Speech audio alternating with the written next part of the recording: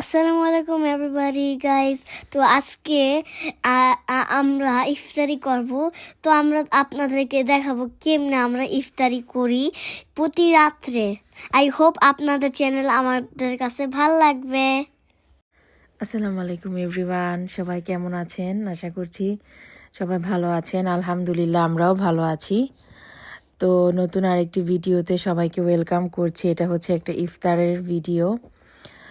তো আজকে ইফতারিতে কি কি আয়োজন করলাম সেটাই শেয়ার করব। তো এখানে প্রথমে হচ্ছে আমি খেজুরগুলো একটু রেডি করে নিলাম। এখানে হচ্ছে ক্রিম দিয়েছি, হুইপিং ক্রিম যেটা সেটা। এতে করে খেজুরটা খেতে অনেক বেশি মজা লাগে, আর এটা রাধা আরও খুব ফেভারেট। আর এটা অনেক মজা ছিল, আপনারাও ঘরে ট্রাই করতে পারবেন। শুধু উপর দিয়ে কাইটা বিচিগুলো ফালাইয়া তারপর ক্রিম দিয়া, তারপর এটা অনেক মজা। আমার কাছে অনেক ভাল লাগছে এটা। তো এই তো সাথে ছিল ফ্রুটস কয়েক ধরনের, আর ছিল জিলাপি, আর এগুলো হচ্ছে চিকেন ফ্রাই। আমি হচ্ছে একদম বাসাতেই বানিয়েছিলাম। আর একটু আলাদা করে চিকেন উইংস এয়ার ফ্রায়ারে আমি মানে একটু গ্রিলও করে নিয়েছি। আর এটা হচ্ছে আমার আখের গুড়ের যে শরবতটা সেটা। আর এই ছিল আজকের ইফতার। তো এখানে ছিল অ্যাপেল, ক্যারট আর ম্যাঙ্গো, ওয়াটারমেলন, মেলন, তারপরে স্ট্রবেরি, অ্যাপেল আর মালটা আর চিকেন ফ্রাই, জিলাপি, চিকেন উইংস সব আছে। তারপর অনেক শরবত।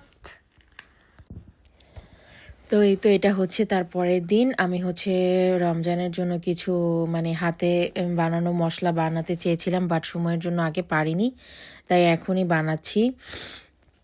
এখানে হচ্ছে গরম মশলার জন্য আমি সব কিছু একসাথে রেডি করে নিয়েছি। এখানে দেখতে পাচ্ছেন সব ধরনের মশলাই ছিল, যেমন জয়ফল, জয়ত্রী, শাহি জিরা, নর্মাল জিরা, মৌরি, দারচিনি, এলাচি, লং, স্টার মশলা, গোলমরিচ, তেজপাতা, মানে মোটামুটি সব ধরনের মশলাই আমি নিয়েছি।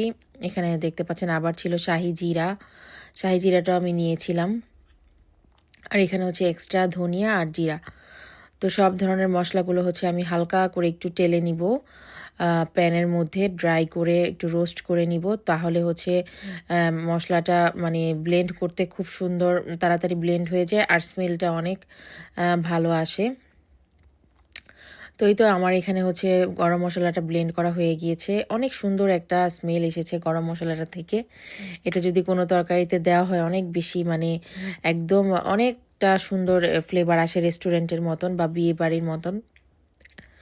আর এখানে হচ্ছে আমি জিরার গুঁড়া আর ধনিয়ার গুঁড়া করে নিচ্ছিলাম এক এক করে। এগুলো হচ্ছে আমি একটু হালকা টেলে নিয়েছি, জিরা আর ধনিয়াটা। এটা হচ্ছে জিরার গুঁড়া, আর এখানে হচ্ছে ধনিয়া। আমি অনেকগুলো করে প্রায় জিরা 300 গ্রাম, ধনিয়া 300 গ্রাম এরকম করে একটু বেশি করে করে নিয়েছি, যাতে একদম ঈদ পর্যন্ত। আজকে এ পর্যন্তই, দেখা হবে নেক্সট ভিডিওতে। আল্লাহ হাফেজ।